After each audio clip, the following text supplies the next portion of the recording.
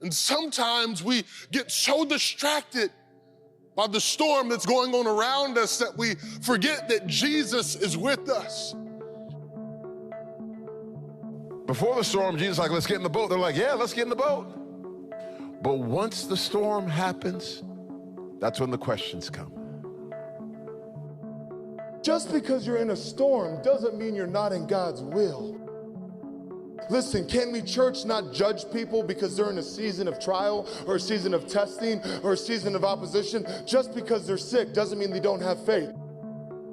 His intent is not for the storm to wipe you out, but his intent is for you to survive the storm and to get through the storm.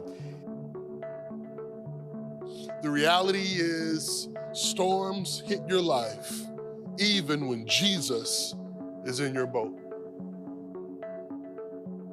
If God called you to the other side and in the meantime you're in the boat in the storm, it doesn't mean you missed it. It just means you're in it.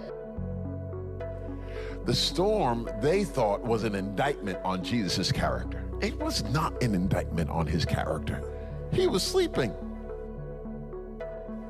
The storm was actually the thing God used to reveal their character. They're looking at the storm and thinking it's an indictment on God, and God's like, no, I just use it as a test to see really what's going on the inside of you. I think he quieted the waves and the wind to remind them that he was always in control. When I was sleeping, I was in control. When everything was going crazy all around, I was in control. When you were doubting whether or not I loved you, I was in control. When you wondered if I was for you, I was in control. When you thought everything was about to flip over and your life was about to be done, I was in control. When you went to the funeral, I was in control. When the business stopped, I was in control. When the economy changed, I was in control. When all hell broke loose in your family and in your mind, I was in control then, and I'm in control right now. Quiet, be still. I was in control. God is not just in control when the sun is shining. God is not just in control when your feet are dancing. God is not in control when everything in your life is just lined up right. God is not just in control when all your bills are paid. Let me tell you something.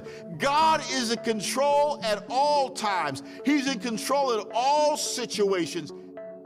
Nothing shakes him. Nothing phases him. And so you can relax and let go in the storm.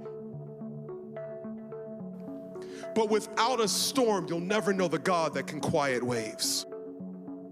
You see, before the storm that you just went through, all you knew was Savior God and Emmanuel God and God, your Prince of Peace. It's after that health crisis that you realize he's also Jehovah Rapha, my healer, that when the doctor says there's nothing that they can do, God stepped in and brought supernatural healing. I don't wish job loss on anybody, but it's when money gets tight that you begin to realize that he is Jehovah Jireh, the God that provides all of my needs. It's not until I have some enemies that I realize that when the enemy comes in like a flood, that the Lord raises up a standard against him. Hear me, it's the storm that tells us how good God is. I wish I had some people that had enough faith to praise God for the storms. I didn't want the storm. I didn't wish for the storm. I didn't pray for the storm. But I'm grateful for the storm because it showed me how good my God is.